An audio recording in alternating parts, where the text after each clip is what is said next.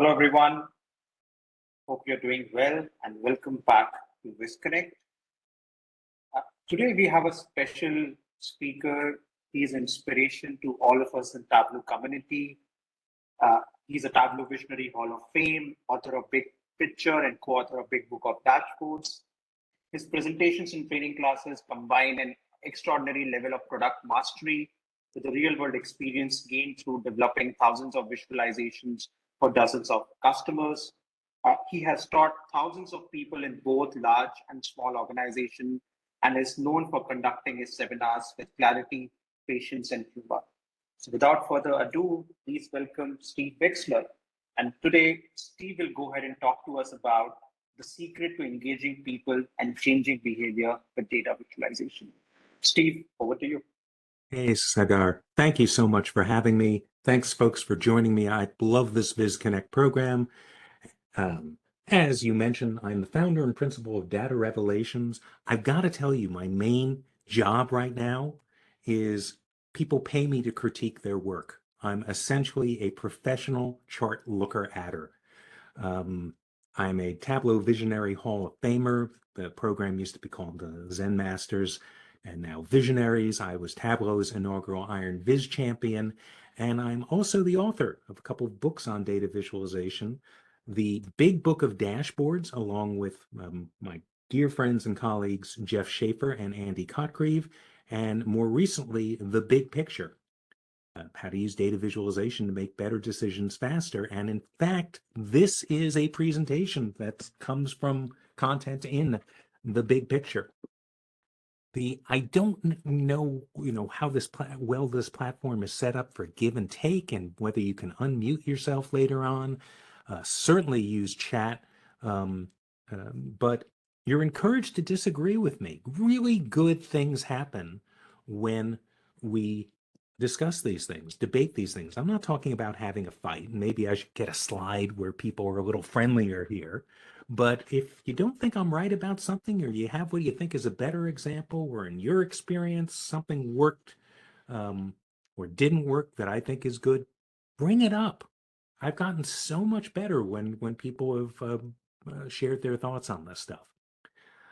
Hey, I don't know if people can give me, if you can, type in chat. I don't know if you can give me like a feedback via the user interface, but how many of you have just felt discouraged because people are not using your dashboards? That you're creating these things and you want to help people, and people just aren't using them. They're not interacting with them, or they're saying, can I just get the data could you give me a button to, so I can get the data as a CSV file, something like that. If I'm seeing one yes, but anyone else, having why aren't people using this stuff?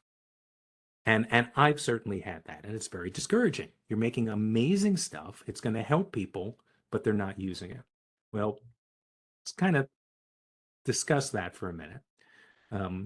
Well, why are you making dashboards? Why is your organization entrusting you to do this? And, we can come up with some good reasons: monitor conditions, facilitate understanding, make better decisions, encourage good behavior. If you got some people who are really crushing their goals and doing better, if change bad behavior, hey, we're, customer satisfaction is really low in these places, or you're not meeting, these goals that we've set, et cetera. Well, how do we get people to use these things that you're making? And this is where people kind of go off the rails a little bit. And, people aren't using the dashboard. I need to make it look cooler. Cooler dashboard, they're going to use it. This data is kind of boring. What am I going to do to make the data more interesting? This, by the way, if this is your thinking, how do I make the data more interesting? This is going to lead you down a bad path. I'm going to show you examples of this, of where people are thinking, what am I going to do to get people to use this thing? Let me make it look cooler. And I'm going to show you a quote from Edward Tufte, the guy who wrote the visual display of quantitative data. I do not like this guy, by the way. And I can say for another time why I have a lot of problems with him. He's very famous. But I like this quote. If your numbers are boring, get some interesting numbers. If you get some interesting numbers, you may learn something interesting. Well, let me show you what happens if you've got boring numbers and you decide you just want to make things that are boring look more interesting. So I want to discuss a really, really bad data visualization challenge from a number of years ago.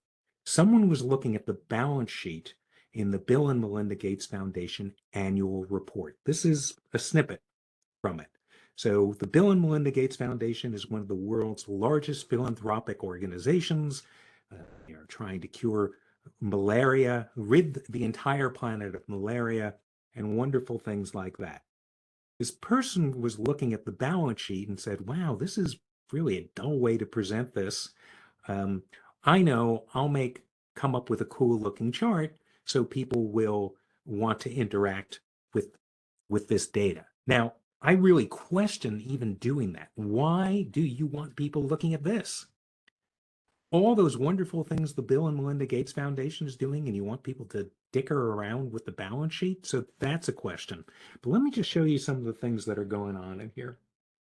So over here, the interest in the net assets of Bill and Melinda Gates Foundation. In 2013, they had 40, this is in thousands, that's $40 billion, and it increased to 43 billion. Now let's look at property and equipment. It had been 692 million, and it dropped just a little bit. So a couple of key numbers there to look at. Now let's see how this person proposed. I know what I'm going to do. Let's make something that looks visually engaging. Now let's look at some of these numbers here. Beneficial interest, 43 billion in 2014. It is the same height as the 692 million. What? And also look at this. Oh my God, this thing plummeted. It went from 692 million to, wait, 688 million? That's practically flat. And I remember looking at this and thinking, what the? I actually had stronger language than that, but I won't share that with you here. And it reminds me of a bunch of visualizations that I've been seeing out in the wild. There's one that comes from Fox News that's pretty infamous, where they're trying to suggest that Obamacare enrollment isn't nearly where it needs to be. But this is not an accurate this bar is like 2.5 times as large as this bar. And if Bush tax cuts expire, oh my God, they're here and they're just going to increase by, well, they're going to increase a little bit, but not that much. Value axis not starting at 34. Here's a little more accurate depiction of this. And how concerned are you about the Zika virus? And wait a minute, what's going? Take this in for a minute and see. So it's not just Fox News. It's in this case NBC, and this would be a more accurate depiction of this. But when you're distorting the data this way, whether you meant to do it, which I think is, and I've seen a bunch of organizations, or gee, you didn't mean to do it because of the default, some dumb default setting in Excel. These are all examples of turds. What is a turd? A truly unfortunate representation of data. And in the case of that Bill and Melinda Gates Foundation makeover, it was a desire to take something which was boring, or if the person thought it was boring, and make it look more interesting, and they ended up creating something that I think was horribly misleading. And I want to show you an example of this that happened in my own practice. Now, remember, all of this is around the idea of why aren't people using my dashboards? They're wonderful and helpful. Oh, I have to make them look cooler.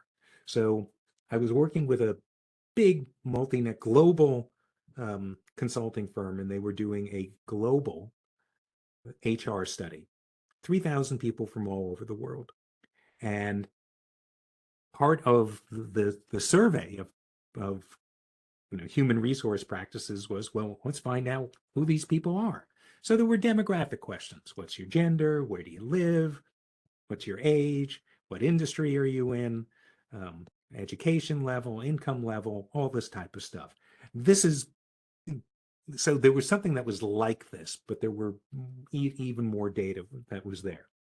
So this is what we came up with the first year. The second year, without me knowing it, someone said, well, this isn't very interesting. We need something that's really going to draw people in. So they made something that looked like this. And it is definitely more visually interesting. It's not very helpful. We've got this Mondrian-like tree map up here. Ooh, who doesn't like packed bubbles? Ooh, this group must be angry because they're red. And who doesn't like donuts? This now takes, instead of taking 10 seconds to parse and understand the data, this is going to take a minute and a half. And you're not going to learn anything particularly valuable. This isn't going to answer anything. It's going to take you a minute and a half to figure out who took the survey. And you're going to lose the good faith of your audience. It's, boy, this is pretty, but so what? You just took a minute and a half and I have to figure this out and I can't even tell, what this is because the text is too small. This in our book would get a scaredy cat icon, meaning don't make something like this. Now, my motto and guiding star in all of data visualization is the following. I think we are here to do this, provide the greatest degree of understanding with the least amount of effort. Now, the least amount of effort is for our audience. We may have to work really hard. And to me, that means it's really important that you get the aha right. Then, if you want to make the thing beautiful, well, who doesn't want to make a beautiful dashboard? Of course you do. But get the aha right. Then you can do the ooh-ah. And sometimes I will ask some of my really brilliant colleagues, are you helping your audience or are you just kind of showing off how smart you are? Now, getting back to the dashboard and whether inherently the data is that data inherently boring, or, and this is where I had just a mammoth aha like 7 years ago, where everything clicked, where I don't have to make super glamorous sand keys, chord diagrams, beautifully designed things.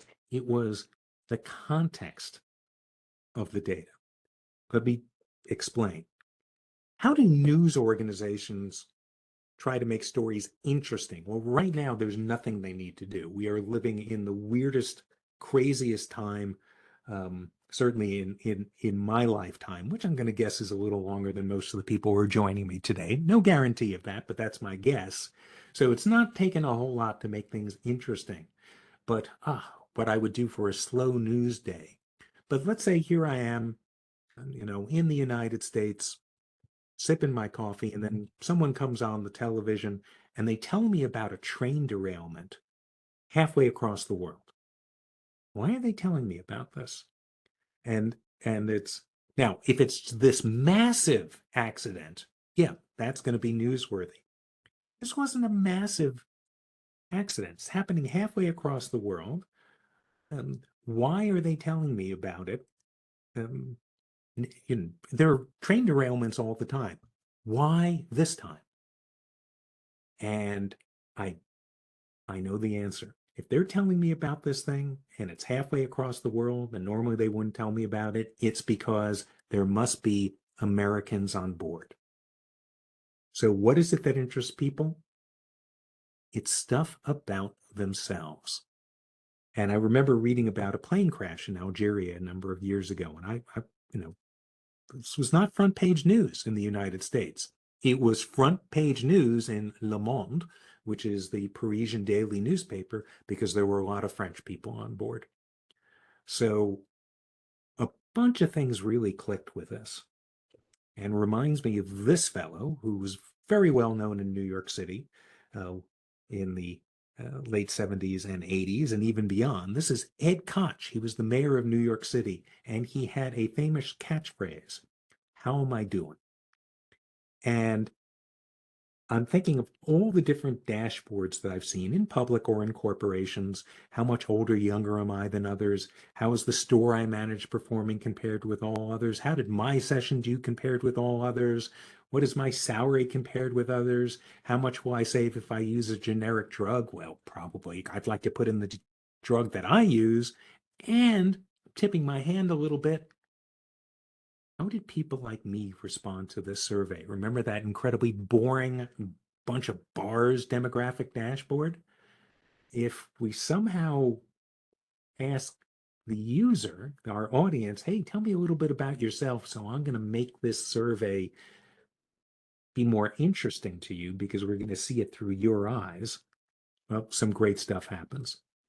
In the United States, we're starting to see a bunch of utility companies trying to highlight their clients in the bills they're sending each month. What if the neighbors are watching how peer pressure can be used to lower energy bills? And I, this is actually pretty good. Utility companies are notorious for just being awful at at the stuff they send.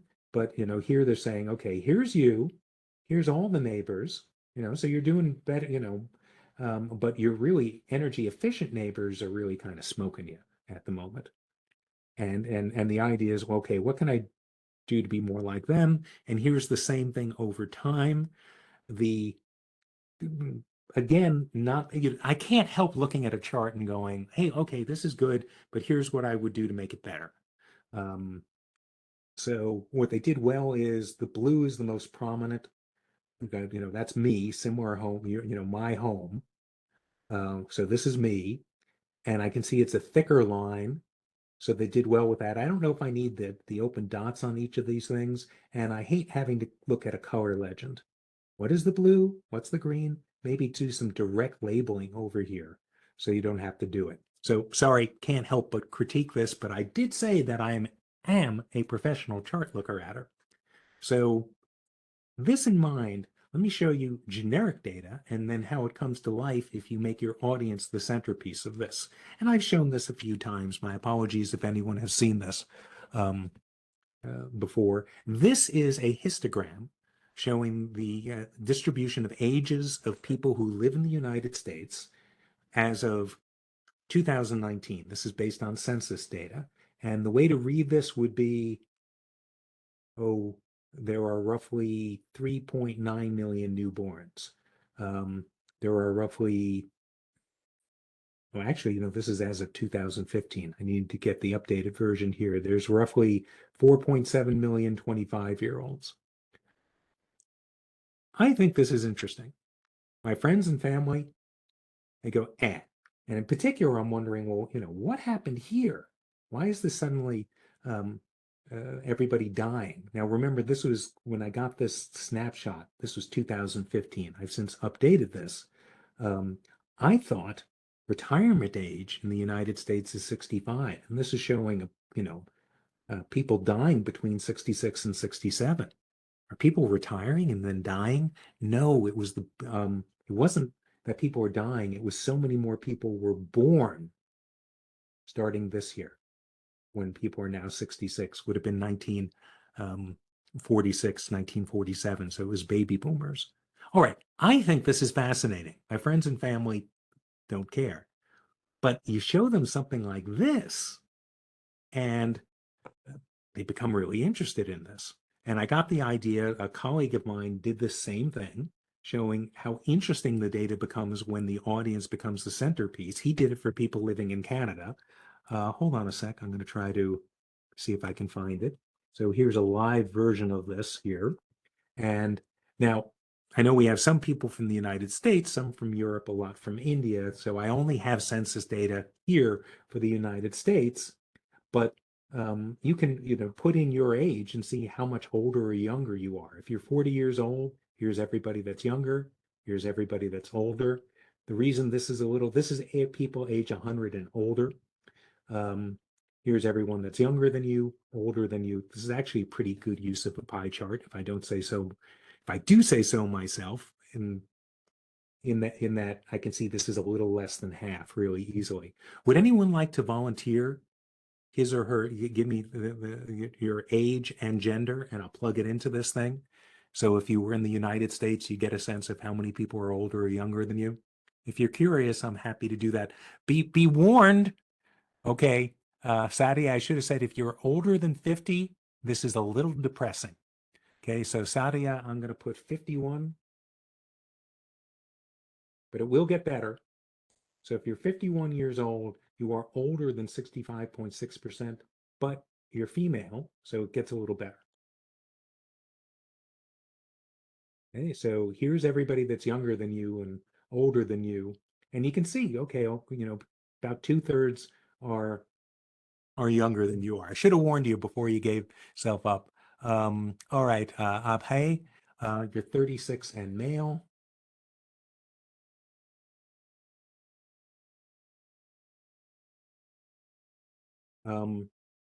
You are younger just by a little bit of if you were in the United States of male Americans. I bet you're surprised by that. I'm going to take one for the team. I am 63 years old. I am older than almost 83% of male Americans. When I first did this 7 years ago, or yeah, I think this really bummed me out. But I do take solace. I have an older brother, so he used to lord that over me when we were growing up. Now I get to go, ha.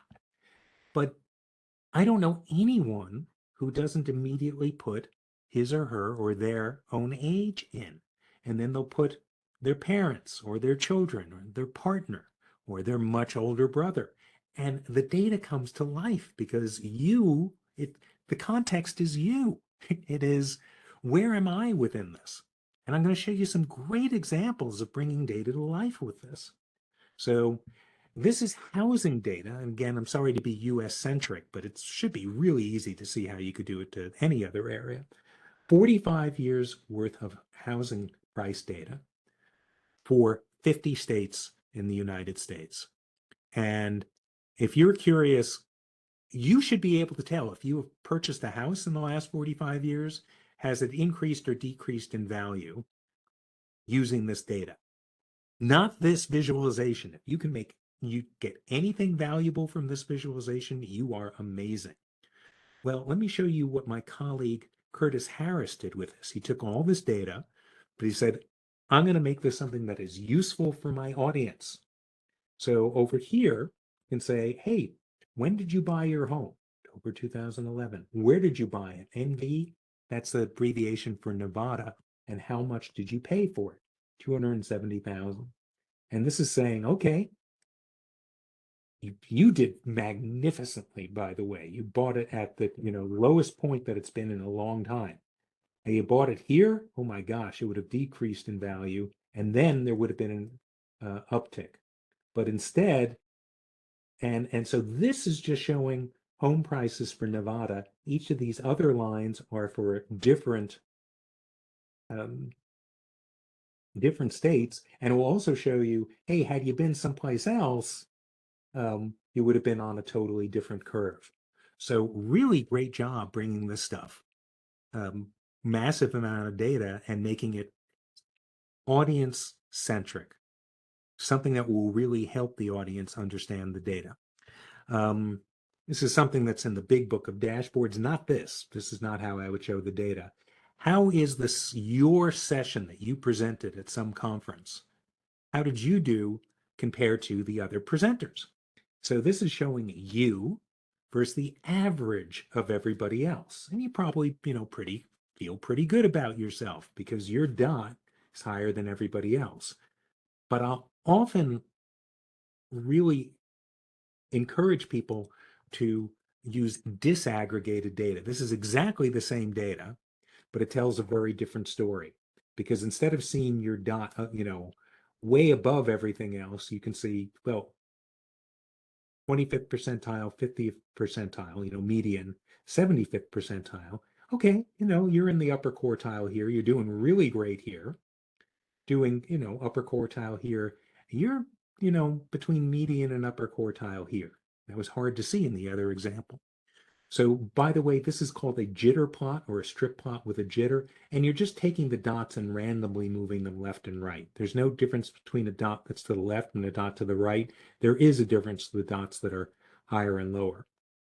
Here's another way to present this. This is called a Wilkinson dot plot or a unit histogram. I think it's a good way to present the data. And so you can see what the distributions are, and the size of the dot is how many people rated the session.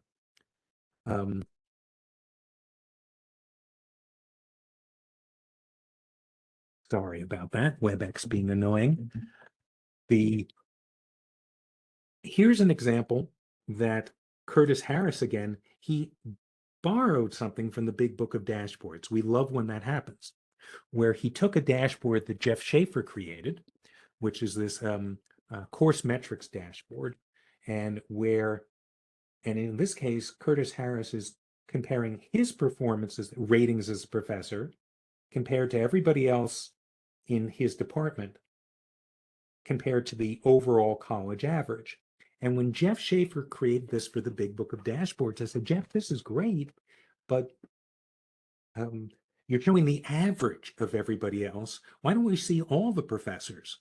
And he said, I would love to do that, but they don't make that data available to me. And if you're thinking, gee, does it make that big a difference? It can. It can. Especially with things that may not have a low ceiling or particular high ceiling. So imagine you've got this salary comparison system, and you can see what your salary is compared to the average of everybody else. Looking at this, how do you feel? There's your dot compared to the average of everybody else, and you're thinking, okay, I'm a little below average, and maybe you're a little miffed. I'm going to show you the same data, and you're going to be more than miffed. You're going to be wondering, wait a minute, gosh, this is not what I was expecting. So if this is the upper quartile, the median, and the lower quartile, this is you. You're not even in, you're in the lowest quartile here. It's exactly the same data. But now you're seeing it. It's not the average of everybody else. You're seeing all the distribution of all the salaries, and it really gives you a better sense of things. Part of the promise of this presentation was how do you engage people and how do you motivate people to do better? And I've got what I think is a pretty good example of this, although if I were looking at this, I'd probably be a little discouraged. This is a system that allows store managers to log in and see every month and see how the store they're managing is doing compared to all other stores. So imagine you are the store manager of store S34, and you can see your scores. Overall, 14 out of 15, there's your dot. Wow, you're doing really poorly on cleanliness. You're doing okay on asking people to treat me. Staff knowledge, really poor. So yeah, I would admit if I, were seeing this, I'd probably be kind of discouraged. I'd go, out of the 15 stores, I'm like really near the bottom. Fortunately, I have a really good director who meets with me and says, look, you've inherited a difficult store. Let's figure out what we can do. And here's the corporate culture, maybe it's possible to know who these other stores are, or maybe that's anonymized. So let's look at the two places where you're having the biggest problem: cleanliness and staff knowledge. I'm going to ask you to speak with the people who manage this store and the people who manage this store, and ask them, what are they doing to instill programs, the really heightened cleanliness, and what are they doing to train their staff so that survey response is really high? All right. So as disappointed and maybe dejected as you may feel in March, here's what the data looks like in April. And this is a Comet chart. I've become really fond of this, although some people would prefer just an arrow chart. So here's where you were previous period, and here's where you are in the current period. And you've made massive improvements here. So here's a little legend to explain what those things are. By the way, Comet chart, super easy to make in Tableau. The arrow chart is a little more complicated. But great example of here's you, putting you in context, and in this case, showing the degree to which you've improved. All right, this is a dashboard I put together based on something that's being tracked actively in the United States. That this is high school seniors who have completed a FAFSA application. That's an indication of whether people are college bound. They are going to apply for this federally funded scholarship. It's an indication. And the idea is, gee, we want as many students as possible to at least apply for this to see if they can, get to college and get college funded. And each state has its, hey, let's see how you're doing in your state. And I was working with someone who was working on Arizona data, and she was very curious, how is Arizona doing? Arizona it is doing, it's like third from the bottom. And they said, what are we going to do to get better? And they created a goal and said, we want at least 52% of our seniors doing this. And fashioned a dashboard. Here are all the schools, high schools in Arizona, school performance for 400 schools. And dots near the bottom, very few seniors applying. Dots near the top, lots of seniors applying. The goal is 52%. And big dot means a lot of people in the school. Little dot, very few people in the school. And lots of stuff going on here, encoded in a very small amount of space. So I would imagine I'm going to have to teach somebody how to, interpret this, but 30 seconds to understand it. Blue means, you know what? You're doing better than you did last year. Orange means you're doing worse than you did last year. Now, this was taken during the height of the pandemic, and getting guidance counselors to meet with students to help them with the stuff was pretty difficult. But if I were looking at this, probably the first thing I would do is I would go, oh, let me look at, and I'm a school supervisor or I'm a school principal. First thing I do is I probably look at my school. Go, okay, Maryville High School. Oh, we're just below our goal and we're doing worse than last year. Oh, what's happening here? Well, we could easily say the issue is the pandemic, not surprising, but maybe what I do is, well, let me look at a school that's similar to mine, in this case, San Luis High School, and see how they're doing. And why are they doing better this year than last year? Let me find out if they've got any tips and things that can help me. In this case, you're not competing with these other schools. You want everybody to get up to the 100% line.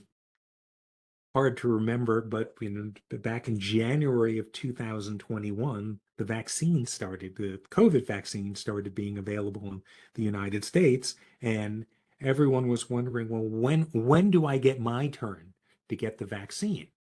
First it was healthcare workers or people who were high risk, and then much older people. So New York Times put together this interactive piece where you could say where you live, who you were, all these different things, and you could see your place in line. I thought it was a pretty compelling way to show it. Now, I've shown you a bunch of examples that have jitter plots, a bunch of dots that are randomly spread out. I want to share why I'm so high on this, why I like it so much. And it was the first time in my data visualization career where I built something and it really hit people. And it oh my gosh, I came up with the right combination of things that they didn't just understand the data. I had a visceral impact. They felt the data.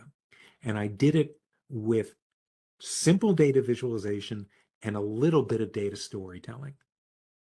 And because that succeeded so well, and because it was about showing an individual and where they were amongst others, it's why I've suggested and looked to repeat something like it. It had such a positive impact. So let me give you the backstory. I was working with a major healthcare company. They had data on thousands of other companies and millions of employees and their families. Think of it being like an health insurance type of place. Um, their main goal was saving costs, but also saving lives through compliance. And how could they get buy-in from their member organizations, these member companies that were having massive amounts of health problems with their employees? And they decided to focus on organizations that had a high incidence of diabetes and wanting to help them manage the diabetes and possibly cure, in some cases, the diabetes, or at least reduce the number of cases and reduce the hospitalizations or the times people were calling in sick. And they focused on the organizations that had high incidence of diabetes compared to other organizations. Now, by the way, there are places in the world where 18.5% would be considered low, but in this particular region of the United States and these other organizations, 18.5% was really high. Here's the average of all other organizations was 4.9, and your organization has this really high incidence of diabetes. This did nothing to drive people to understanding and, more importantly, drive people to action. They're going, oh yeah, I guess that's pretty bad, 18.5%. So here's what we crafted. Started with something that looked like this. There are 790 different organizations, each represented by a dot. By the way, it's hard to see there are 790 things there. Dots near the bottom indicate a low incidence of diabetes. This is the very high incidence of diabetes. So certainly you want to be down here. It's hard to see there are 790 things, so we created this nice little animation, and we saw the dots just jitter left and right. Now it's a lot easier to see. Oh, there's way more dots down here, and I can see that, it's just, now I can see that there's like 790 things. There are very few dots up here. Here's this demarcation point. Anything above this line puts you in the worst 1%. Here's where your organization is. And first time I created a data visualization that really hit home. People really got it. And we're determined to do something about this. Now, by the way, I'm just using position from a baseline. Position of a dot from a common baseline. That's like data visualization 101. But I did kind of draw it out a little bit and say, okay, do you understand how this works? Do you understand how this works? Anything above this line really bad? Here's where you are. Well, let's get back to that really boring dashboards. How can I make this something which people want to use? It's certainly really easy to understand, unlike that weird thing I showed you before. Well, why don't we make this audience-centric? Ask people about themselves. Oh, woman, you're a baby boomer, you're from South America. All right, let's apply that here. Woman, baby boomer, South America. There are 36 people that took the survey that fall into those exact same categories. Would you like to see how they answered the survey? Or would you like to see how they answered it versus other people? Is there a big difference amongst that group than anybody else who took the survey? And I go, yeah, I would like to see people who have a similar background to me, what they felt about these things. That would be incredibly useful, as well as finding where the big gaps are. Now, that said, if you get pushback because, hey, your dashboard's boring because it's nothing but bar charts, fine. Do something like this, give people a lollipop chart. This has the same analytic integrity as the bar chart, but it looks a little cooler looking.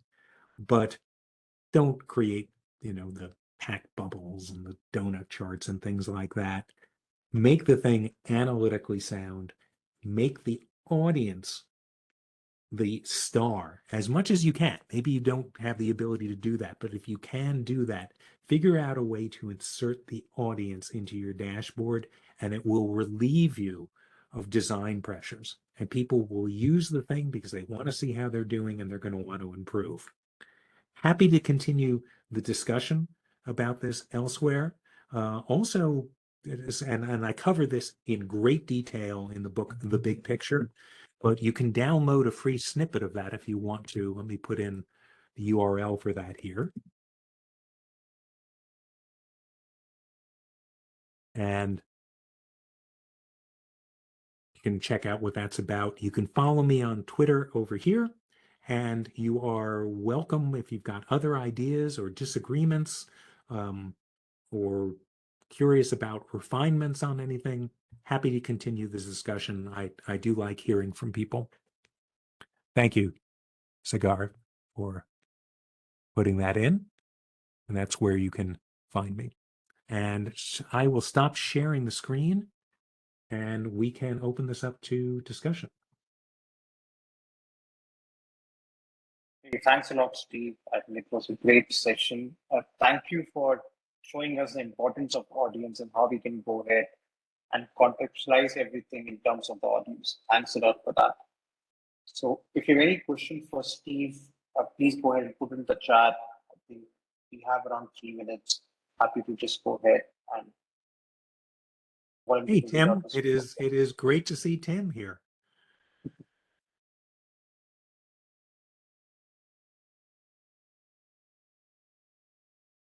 Tim goes to lots of the chart chat sessions that I have. Is there a, oh, there's a Q&A tab. I don't know if there's anything in there.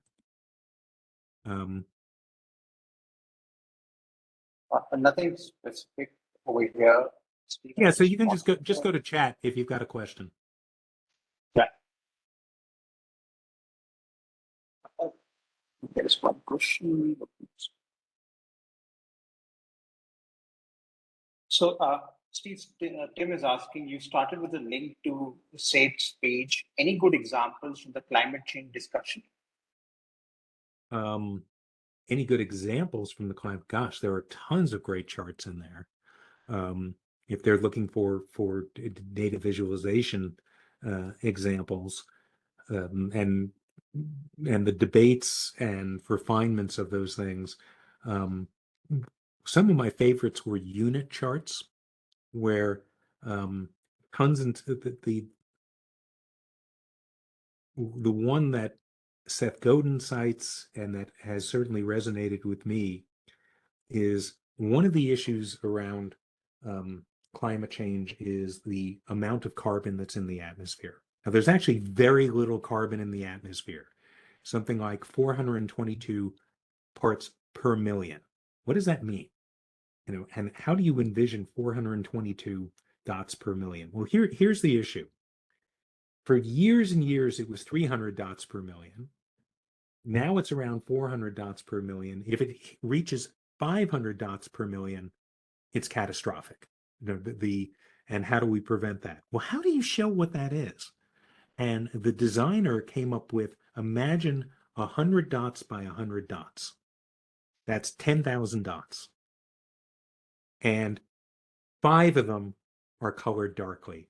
The other 9,995 are all, you know, just white dots, and you've got 5 of them as black dots. That's 500 parts per million.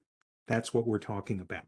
So it's just, you think, you know, oh my gosh, we're just spewing, there's massive amounts of carbon. No, compared to everything else, but this small change is making this difference that is increasing temperatures, and the small increase in temperature can have these catastrophic effects on things. So what are we going to do to sequester the carbon? Either reduce it or do things that will capture the carbon. And certainly planting zillions of trees can help.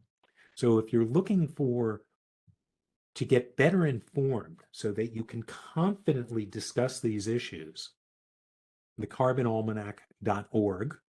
That's the book, but there's also an entire movement and a daily newsletter that you can sign up for, and figuring out, well, here are things that you can do to, you know, individual change, but more importantly, drive systemic change. Something that, hey, we're going to get our town to do something better. You know, we're not going to allow these things to happen, or, you know, people to be doing stuff like that. We're not going, you know, 10 years from now, we're not going to allow people to be watering their lawns every day because it's incredibly wasteful. I'm not coming up with the best examples, but if people are looking for this, it will help you be better informed, and you'll have better conversations and more confident conversations. Thank you, Steve. Steve, do you have time to take one more question? Sure. So Paul is asking, what's more interesting way of showing a monthly sales chart? Example, baked beans products in a supermarket. I'm sorry. I missed. Okay. So monthly sales. Monthly sales chart. Example is baked beans products in a supermarket. Baked beans products in a supermarket. And Yeah. so